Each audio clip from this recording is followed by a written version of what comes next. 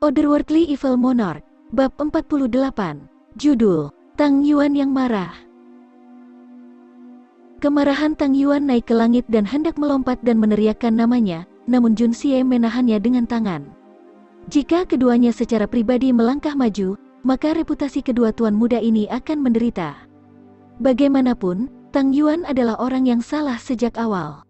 Jika Qin Xiaobao tidak mengutuk dengan cara yang begitu kejam, maka seluruh masalah ini akan berakhir hanya dengan beberapa kata.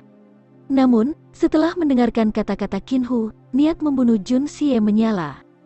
Perilaku Jun Xie tidak pernah tentang mempertimbangkan benar atau salah. Dia akan bertindak atas kemauannya sendiri, memutuskan apakah seseorang adalah sekutu atau musuh dalam sekejap. Setelah mendengar kata-kata Qin Hu, Jun Xie telah memutuskan untuk tidak menunjukkan belas kasihan kepada klan Kota Utara. Seperti ayah sama anak, entah berapa banyak orang akan menderita di bawah orang-orang ini. Mempertimbangkan bagaimana ayah dan putranya adalah bajingan, Jun Xie percaya bahwa membunuh mereka akan menjadi tindakan membantu surga memberikan keadilan, yang akan menghasilkan pahala yang besar. Pemimpin pengawal keluarga Tang berdiri. 3 pria lainnya di belakangnya mengikutinya, karena tubuh mereka semua memancarkan cahaya perak. Keempat ahli Suan Qi tingkat perak melangkah maju bersama-sama, pandangan mereka mirip dengan pedang. Orang macam apa Qin Hu ini? Qin Hu terkejut sesaat saat dia merasakan tekanan kuat berkumpul di atasnya. Pikirannya mulai berpikir, tubuhnya menyalurkan Suan Qi, menyebabkan tubuhnya bersinar dengan pancaran keemasan. Dia kemudian menarik kembali sikap arogannya dan dengan hati-hati menjawab, "Aku Qin Hu, pemimpin klan dari klan Kota Utara. Bolehkah aku bertanya siapa kamu?" Seorang ahli Suan Qi tingkat emas. Sebagai penguasa klan, Qin Hu jelas bukan orang biasa.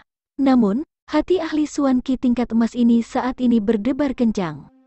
Setelah menyaksikan kekuatan pihak lawan, pemimpin klan dari klan Kota Utara segera mengubah sikapnya. Secara alami, dia tidak akan melihat para ahli Suan Qi tingkat perak itu dengan tinggi. Tapi masalahnya terletak pada fakta bahwa kedua bocah ini sebenarnya memiliki 4 ahli level silver sebagai pengawal. Apa artinya ini? Jenis dukungan apa yang dimiliki keduanya? Mungkinkah putranya sekali lagi memprovokasi seseorang yang seharusnya tidak dia lakukan? Seorang ahli level emas memang memenuhi syarat untuk menjadi pemimpin klan.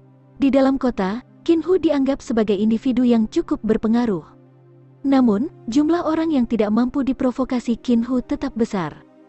Qin Hu teringat bahwa belum lama ini, putranya telah memprovokasi seorang tuan muda yang sangat tampan dengan menganiaya seorang pelayan tuan muda yang cantik. Saat itu, tuan muda tidak membalas dengan cara apapun. Namun, setelah malam tiba, semua anggota senior klan Kota Utara ditangkap. Mereka kemudian diangkut ke lokasi rahasia. Adapun Qin Hu, kultivasi Suan Qi-nya yang berada di puncak level emas akhirnya jatuh satu tahap ke tahap pertengahan level emas setelah terus-menerus dikalahkan oleh mereka. Putranya, Qin Xiaobao di sisi lain, memiliki dantian yang rusak dan tidak bisa lagi mengolah Suan Qi. Setelah 3 hari 3 malam, mereka akhirnya dibebaskan. Tapi harga kebebasan mereka adalah menjadi pion tuan muda itu. Meskipun dia masih tidak tahu identitas orang itu, Qin Hu tahu bahwa dia pasti seorang tuan muda dari salah satu keluarga besar dengan otoritas menggetarkan langit. Di hadapan para bangsawan berpengaruh dari istana kerajaan, bahkan ahli peringkat Earth Swan rata-rata tidak mampu memprovokasi mereka, apalagi ahli Suan Qi yang diratakan emas. Saat ini, orang yang berdiri di hadapannya memiliki postur tubuh, yang menunjukkan bahwa dia bahkan lebih kuat daripada tuan muda yang misterius. Selain itu, Flower Boy tampak lebih tampan dibandingkan dengan tuan muda misterius. Mungkinkah keduanya adalah jenis keberadaan itu? Pemimpin klan dari klan Kota Utara? Qin Hu, aku belum pernah mendengar tentang kamu sebelumnya. Dari mana asalmu, dasar sampah? Untuk berpikir bahwa kamu berani bertindak sombong di sini. Siapa aku? Seseorang seperti kamu tidak akan pernah memiliki kualifikasi untuk mengetahuinya. Tetapi hari ini putra kamu benar-benar berani menyinggung tuan muda Tang yang tertua, sebuah dosa yang tak terampuni. Tapi tuan muda kita adalah pria yang luas dan murah hati. Setelah hanya memberikan hukuman ringan kepada putra kamu, dia memutuskan untuk melepaskan putra kamu. Sebagai seorang ayah, kamu tidak hanya harus merasa bersyukur, kamu juga harus menggunakan kesempatan ini untuk mendisiplinkan putra kamu. Sebaliknya, kamu membawa orang-orang kamu untuk menyalahkan orang lain. Selain itu, kamu juga berkolusi dengan pejabat untuk menangkap dua tuan muda ini. Qin Hu, sepertinya kamu memiliki pasangan yang cukup. Pemimpin pengawal menatap Qin Hu saat dia berkata dengan lambat. Artikulasi yang bagus. Jun Xie diam-diam bertepuk tangan. Dengan hanya beberapa kalimat, pemimpin pengawal ini telah melemparkan semua kejahatan ke Qin Xiaobao, tidak memberi ruang bagi Qin Hu untuk membantah. Tapi itu belum semuanya. Sorotan dari kata-katanya adalah bagian di mana dia memberi reputasi lanskap kelas atas pada reputasi gendut Tang. Hanya dengan mempertimbangkan keahliannya dalam meniup udara panas, pria ini jelas merupakan bakat yang benar-benar hebat. Tuan muda tertua dari keluarga Tang. Mendengar kata-kata itu, Qin Hu hampir mati terkejut. Satu keluarga yang paling dia takuti saat ini tidak lain adalah keluarga Tang. Alasannya sederhana, hati nurani yang bersalah. Meskipun tuan muda misterius itu menakutkan, ketidaktahuan adalah kebahagiaan. Qin Hu secara alami takut pada tuan muda misterius, tetapi dia tidak tahu identitas atau sejauh mana latar belakang tuan muda yang misterius itu. Tetapi keluarga Tang adalah masalah yang berbeda. Keluarga Tang adalah nama terkenal di seluruh kota. Bagi keluarga Tang untuk menghancurkan klan kota utara kecilnya tidak akan berbeda dengan permainan anak-anak. Belum lagi, dia sebelumnya mengikuti instruksi tuan muda misterius untuk mencuri inti Suan dari keluarga Tang. Sampai sekarang, situasinya masih mengerikan. Setiap hari, dia takut keluarga Tang akan muncul di depan pintunya, membawa kehancuran klan kota utara bersamanya. Siapa yang bisa menduga bahwa putranya sendiri pada akhirnya akan memprovokasi tuan muda tertua dari keluarga Tang pada saat kritis ini. Sungguh langkah yang merugikan diri sendiri. Bagaimana dia bisa hidup melalui ini? Pada saat ini, Qin Hu merasa dia akan pingsan. Ketika menghadapi orang-orang berbahaya seperti itu, seseorang biasanya akan bersembunyi dengan tergesa-gesa. Namun putranya benar-benar menyinggung perasaan mereka. Sekalipun kamu ingin bunuh diri, apakah kamu harus bunuh diri sedemikian rupa? Orang normal akan berbalik setelah menabrak dinding bata. Tetapi mengapa putranya sendiri tidak berpaling bahkan setelah menabrak dinding bata? Melihat putranya yang tergeletak di lantai, darah berceceran di sekujur tubuhnya setelah dihukum ringan oleh tuan muda Tang tertua, Qin Hu merasa marah, khawatir dan sakit hati. Klan kota utaranya mungkin bukan kultivator ringan, tetapi jika dibandingkan dengan keluarga Tang yang sangat berpengaruh, itu tidak berbeda dari semut dibandingkan dengan harimau. Putra satu-satunya ini terlalu manja.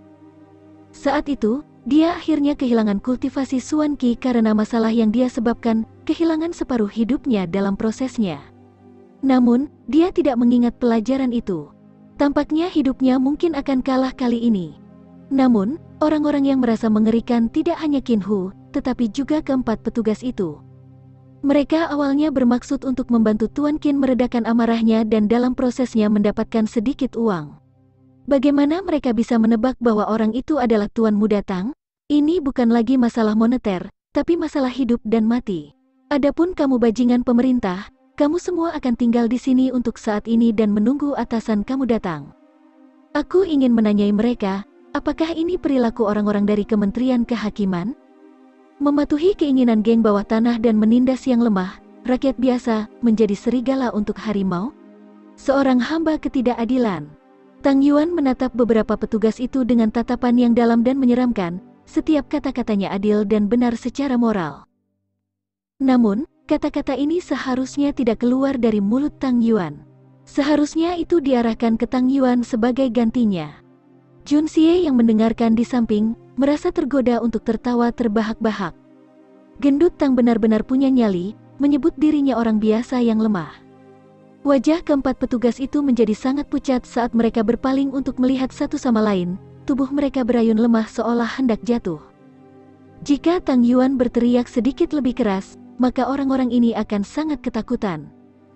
Ayah mertua Tang Yuan, Sun Chenghe adalah wakil menteri Kementerian Kehakiman, yang bertanggung jawab atas mereka semua. Atasan mereka adalah bawahan Sun Chenghe. Jika atasan mereka datang dan melihat bahwa mereka telah berkolusi dengan klan kota utara untuk berurusan dengan menantu laki-laki di atas mereka, seberapa banyak masalah yang akan muncul? Ketika itu terjadi, keempat bajingan ini sama saja sudah mati. Keempat perwira ini sungguh sangat disayangkan. Mereka secara alami telah mendengar tentang Tuan Muda Tang tertua, tetapi posisi mereka terlalu rendah dan tidak dapat bertemu dengannya secara langsung. Sebagai individu yang ditinggikan, Tang Yuan adalah seseorang yang hanya mereka dengar. Namun hari ini adalah hari ketika mereka menemukan diri mereka dibanting dengan identitasnya. Ternyata orang ini adalah Tuan Muda Tang tertua. Terimalah permintaan maafku. Qin Hu langsung mengubah ekspresi wajahnya menjadi senyuman yang menyanjung. Dia menggenggam kedua tangannya dengan sopan saat dia memberi hormat. Yang rendah ini memiliki mata tetapi gagal untuk melihat. Aku telah menyinggung Tuan Muda Tang. Aku bahkan telah merepotkan Tuan Muda Tang untuk membantu mendisiplinkan putraku. Yang rendah hati ini sangat berterima kasih dan berharap Tuan Muda Tang yang sangat murah hati bisa menunjukkan kemurahan hati. Tang Yuan mengangkat hidungnya tinggi-tinggi dan mendengus, mengabaikan Qin Hu. Dia berbalik menghadap keempat pengawal itu dan berkata, "Bocah ini bersikap kasar padaku tanpa alasan, pasti ada cerita di baliknya. Sekarang aku curiga bahwa ada hubungan antara klan Kota Utara dan kasus perampokan di kediaman Tang aku.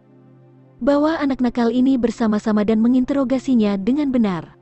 Keempat pengawal itu mengakui perintah tersebut secara bersamaan, tetapi wajah mereka menunjukkan ekspresi sedih. Mereka berpikir sendiri, masalah ini pada awalnya adalah kesalahan kamu. Kamu memantulkan ingus kamu ke wajah orang lain, dan kemudian kamu memukuli orang itu sampai mati. Sekarang ayahnya sudah meminta maaf kepadamu dengan cara yang begitu rendah hati, tetapi kamu memutuskan untuk menuduh orang lain sebagai pencuri. Ini terlalu berlebihan. Kata-kata ini hanyalah hasil dari emosi kesal Tang Yuan, cara baginya untuk melampiaskan amarahnya. Dia hanya menuduh Qin Xiaobao atas apapun yang dia bisa pikirkan, setelah semua Qin Xiaobao telah menyinggung perasaannya selama waktu yang paling buruk. Bagaimana Tang Yuan akan membiarkannya lolos? Bagaimana mungkin Tang Yuan tahu bahwa tuduhan tidak masuk akal ini seperti seekor kucing yang menabrak bangkai tikus?